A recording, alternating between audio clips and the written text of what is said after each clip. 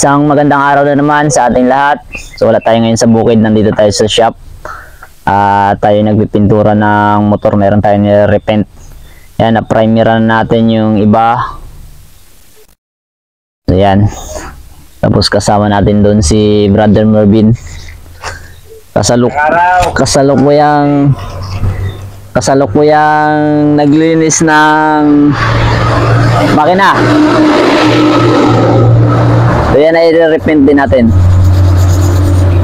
Grabing lihan. Kasi dyan nakasalalay yung ganda ng ating pintura sa kaganda ng liya.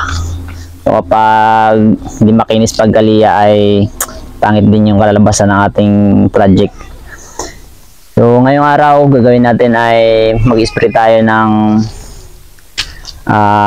Hansal urethane. I-share ko sa inyo kung paano magtimpla nito, tsaka paano magamit ng spray gun, para saan tong mga adjusting screw nya dito. So bago yan ay memory verse of the day muna tayo. Awit 20 verse 4, nawa ipagkaloob sa iyo ng Panginoon ang nais ng iyong puso at tuparin ang lahat ng iyong panukala.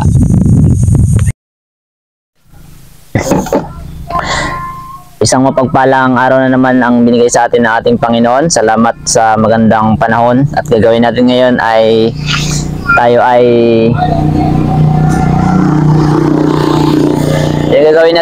magpipintura gamit itong Hansal urethane. So, i-share ko sa inyo kung paano maghalo nito at kung paano gamitin tong spray gun natin. So ito ay mumurahing ano lang, pero maganda yung quality. So maaari kayo ito mag-order sa Shopee, ilagay ko yung link sa comment section. So ito yung kanina na primer na natin yung iba. At ito yung ginamit natin, primer. Tsaka ito rin yung kanyang katalis. So ngayon, ang pipintura natin dito sa mga hub na gagamitin natin ay silver. So ito, bumili tayo ng isang buti. Ito yung tinatawag nating base color. So ngayon, paano magtimpla niyan? So ito, meron tayong yung pintel pinak. So yan, nakikita nyo ba yung ano? Ito ay for demo purposes, para makita nyo yung kung paano tayo maghalo. Meron tayo ditong 4 na guhit. Yan. So 3 nito at isang itong katalis niya, top coat. So yan. So nakikita nyo may 3 guhit dyan. Hanggang dyan yung pintura natin. So ganyan maghalo. Ito ay silver. Ihalo natin sa pangkulay natin sa hub. So yan. So nakita nyo 3 guhit. So ibig sabihin, kung kunwari 3 takip nito, isang takip nito. So 3:1. Ito na naman yung kanyang katalis.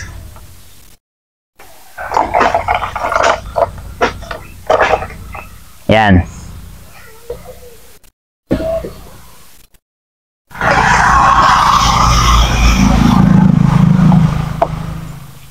Ayan. Walang problema kahit magsubra ng konti yan. Basta wag lang sobrang layo. Pagkatapos, haluan natin ng thinner. Oops. So ito yung thinner. Ang dami ng thinner, kung gaano karami yung napaghalo nating katalis tsaka base coat, ganun din kadami yung lalagay natin thinner. So kunwari hanggang dito, ito kasi in-estimate ko lang. So kung gusto nyo talaga ng saktong sukat, pwede kayong gumamit ng baso. So yan. Okay na.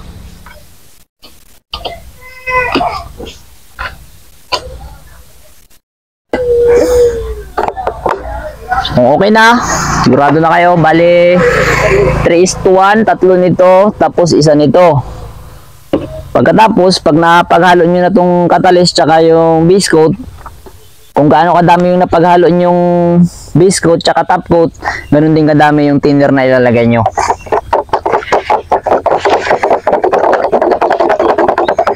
Ganyan lang kadali. So ngayon ay hindi tayo priority natin to dahil pag doon tayo lagi sa bundok, hindi pa ganun kalaki yung asset natin. So baka magutom yung ating pamilya doon. Kaya kailangan natin ng sideline. Nakalis ka na dito, nak, dali, mabaho to. Doon ka sa loob, i-buksan mo yung electric pan ha, para hindi mo maamoy.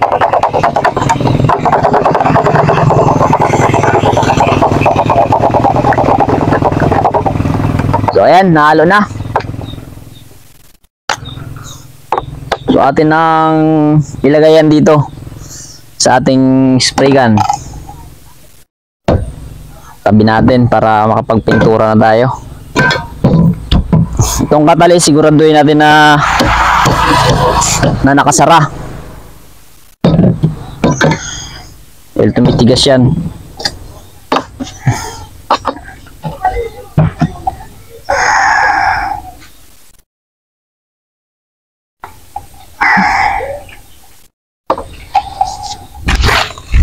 Itong spray gun na to ay maganda, maliit lang siya. So hindi tayo tumitingin sa mahal, titingnan natin yung quality. Kahit na hindi ganun kamahal, basta maganda naman yung kanyang performance, dito na tayo, di ba?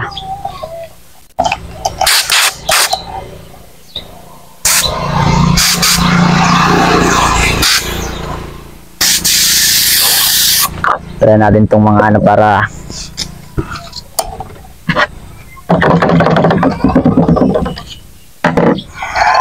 ayan. Nak, doon ka na sa loob, mabaho to. Makinig kay Papa. Sige na. Sabi ko sa iyo yung naghahaba na buhay ng mga bata, nagasunod sa Papa. Sige na. Ayan yung ating anak na makulit to. Hi. Hi ka.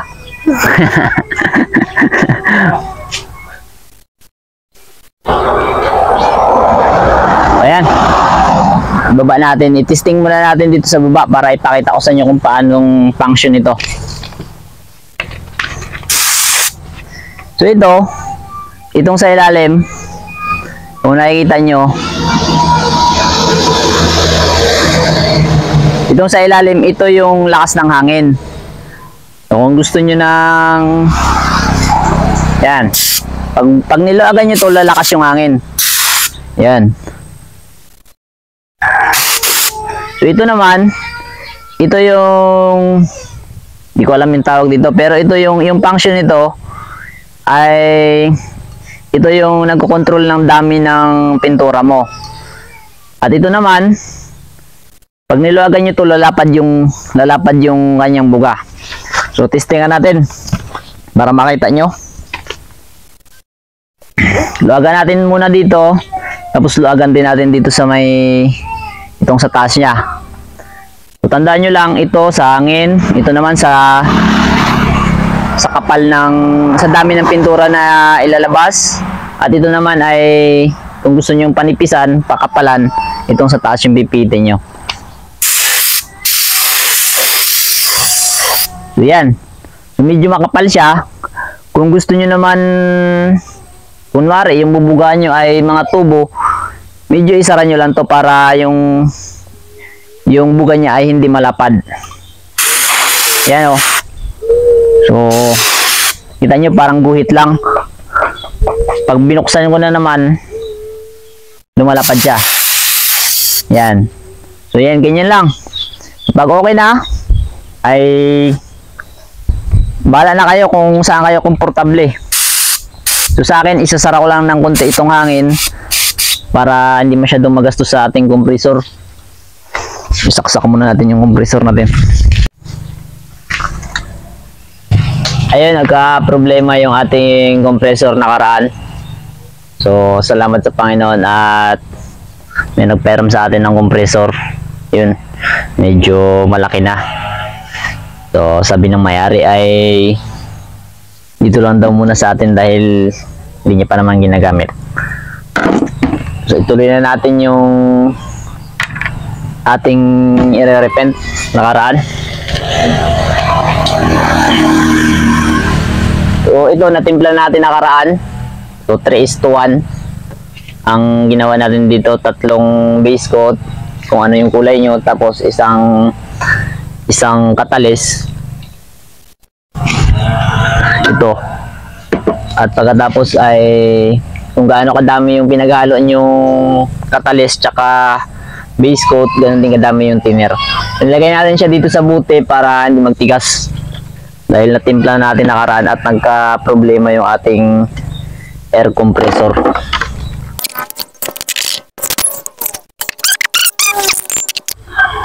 So ito lang kadali mag-spray ng Hansal.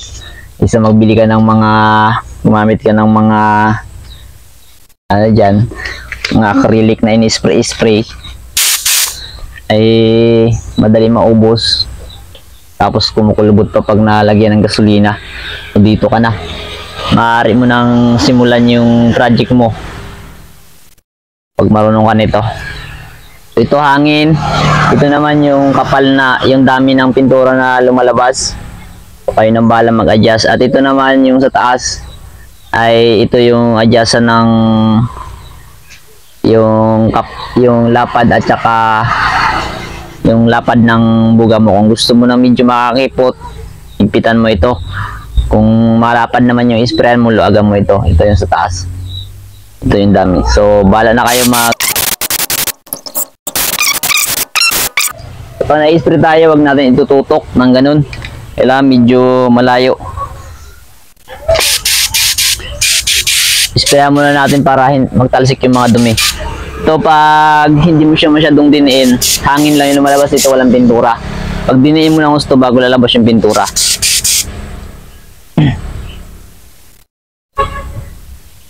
Sprayan natin itong mga hub.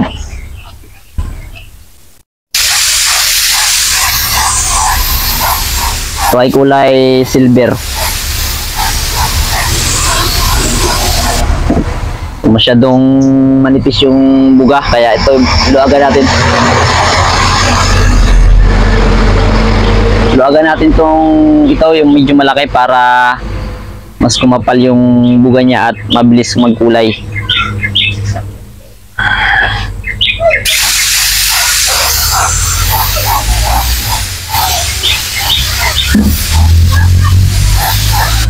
Oh, ayan, silver na agad. Ang ganda oh. So wag natin biglain. Mamaya ulitan na naman natin para hindi siya tumulo.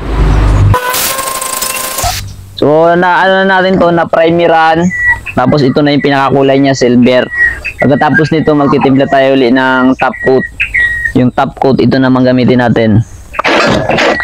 Ito, clear. Kumbaga sa Cutex Naturals. Yan. Para maging makintab at hindi basta-basta kukupas yung ating pintura. So, ganun din yung timpla. Tatlong dami nito. Tsaka isang top coat. So, kung tatlong baso nito nilagay mo, isang basong top coat. Kunti lang naman pinturahan mo, kayo na bahala mag-adjust. So, yan yung pinaka-final pagtapos natin dito mamaya. Tapusin muna natin tong inaano natin. Dito natin banda ilagay sa dulo para maano natin agad.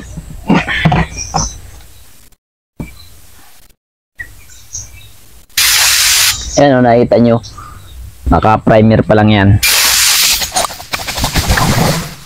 So ayos itong nabili natin na spray gun. Nilagay ko yung link nito kung gusto nyo mabili. Mura lang ito para makabili kayo sa Shopee. Ito ay Powerhouse na F75. Maganda yung performance niya.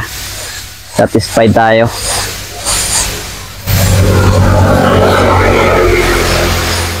Sa mga gusto magpapintura dyan sa atin, talagang minsan lang tayo magpintura dahil marami tayong ginagawa. Pero kung hindi kayo nagmamadali, yung papintura, yun lang ay medyo matagal matapos dahil mahirap magliya. PM nyo lang ako. Yung buong motor kagaya nito, ito ay 10,000 sa akin yung pintura. Ayan o, parang bago. Hindi pa natin yan, wala pang top coat yan. Yan, ganyan kaganda yung ansal. Natapos na natin pinturahan yung mga silver.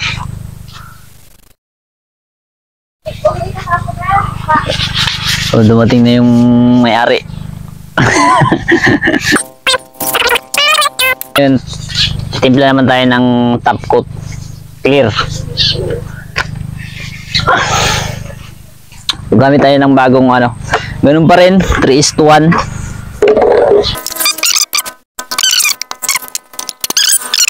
Para kumintab yung ating nagawang pintura.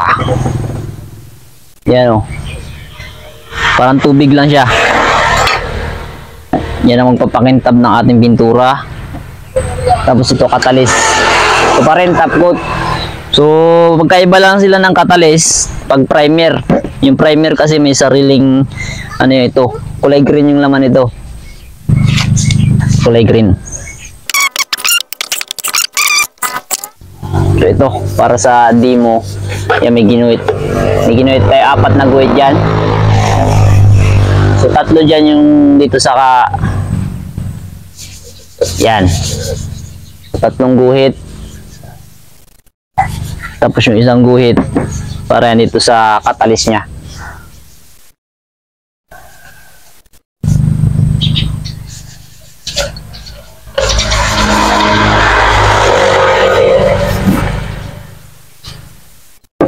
Yan, okay na. At pagkatapos, so napagalo natin yan. Ganyan din kadaming thinner. Kung gaano karami yung napagalo natin katalis tsaka base coat, ganoon din kadaming thinner. Estimate na lang natin.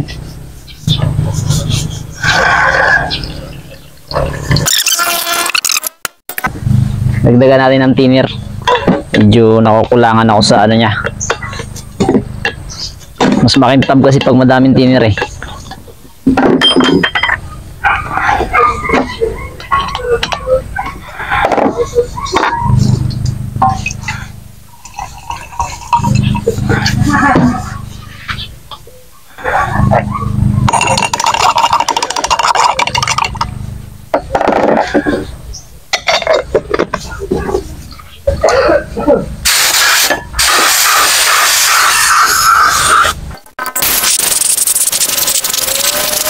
You know, kintab.